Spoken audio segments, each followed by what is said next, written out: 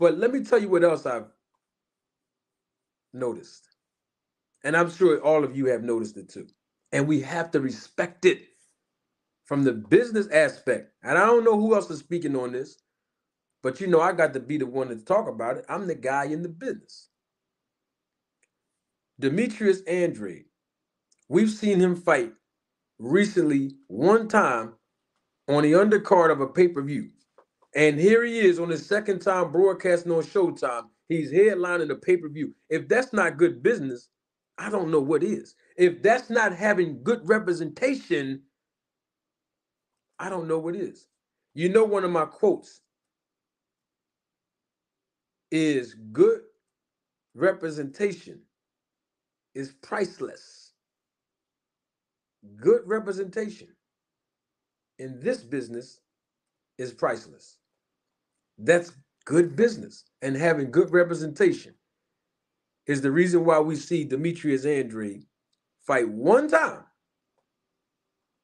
One time. And the one time he fought on Showtime, which was obviously, as we know this year, he hasn't fought like a top level contender that generated enough interest. But in his second fight, guess what he's doing? He's headlining the pay-per-view where he's going to get his biggest payday. Good business. Good business. So we're glad to see these type of opportunities for our fighters, our American fighters as well. Now let's get to the fight real quick. This is just, we're going to give you a little appetizer. Now, in later broadcasts, we're going to talk about who's going to win this fight and how they're going to win this fight, who's going to lose this fight, and what they're going to have to do inside of that ring to not lose. We're going to talk about that. Not tonight. Yeah, not tonight. We got to get past this little press conference. They got to do better at the next press conference. That's all I'm saying. So I'm going to give you a sample of this. And I know nobody want to keep hearing this. But then I got another group of audience that want to keep hearing this. The group of audience that keep asking me, how come you only talk about Terrence Crawford being in the snack program? Okay, I'm going to oblige you tonight. This fight between Demetrius Andrade and David Benavidez, I think is going to be competitive. I think it's going to be as competitive as Caleb Plant against David Benavidez. You want to know why? Yes, because styles make fights. Absolutely. But that's not what I'm talking about. What I'm talking about is this. Look at when Caleb Plant fought David Benavidez, right? Remember, I published this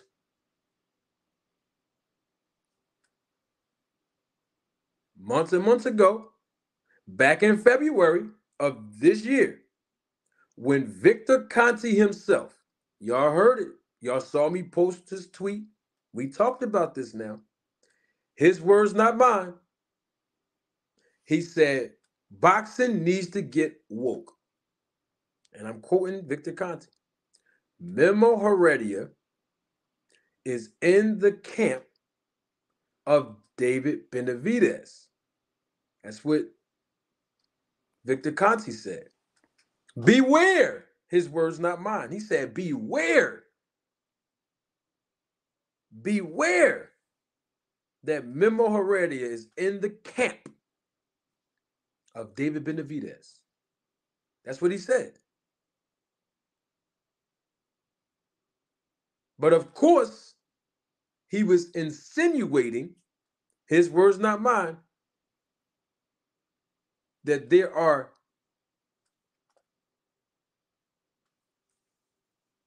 PEDs.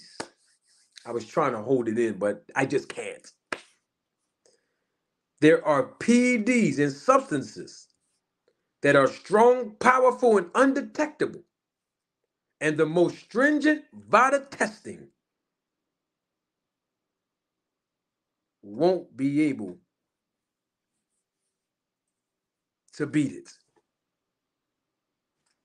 That's what he said. That's the origin of where that tweet came from. Now that I've made aware to the people on YouTube about that back in February, and people are starting to wake up now.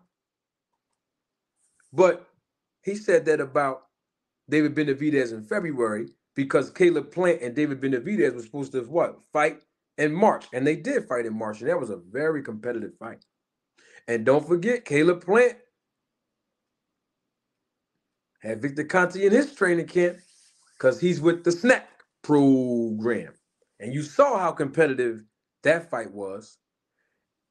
And that's the reason why I believe this fight right here, Demetrius Andrade versus David Benavidez, is going to be competitive because if Memo Heredia is still in the training camp of David Benavidez and Demetrius Andrade is with the snack program, woo-wee, we are in for a treat next month in November.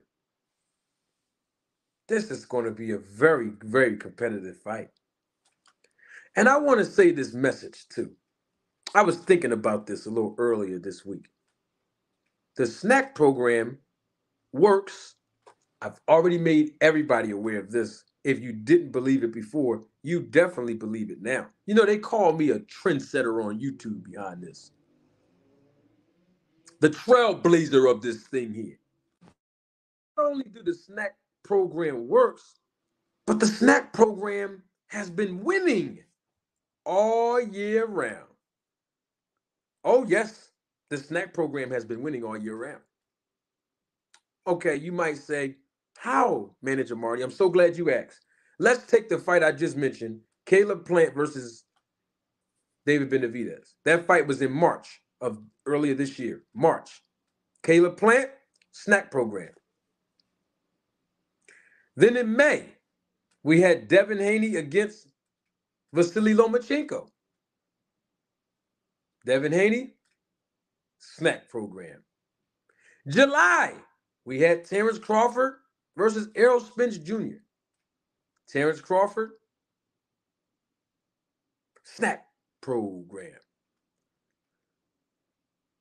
We even had Mario Barrios. See how good he looked, didn't he? Against Yordenis Ugas in September. Mario Barrios, snack program. And now, November, we have David Benavidez, Demetrius Andrade. Demetrius Andrade, snack program. And then the following month in December, we'll have Devin Haney versus Regis Prograis.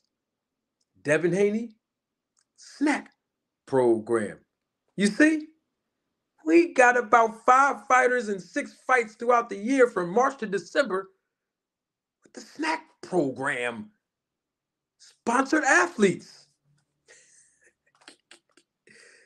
This is good boxing. They're snacking all year round. That's what my man Brian just said. See, I know y'all don't want to talk about it, but the snack program works, and the snack program is winning. I just wanted to say that I discovered that earlier this week.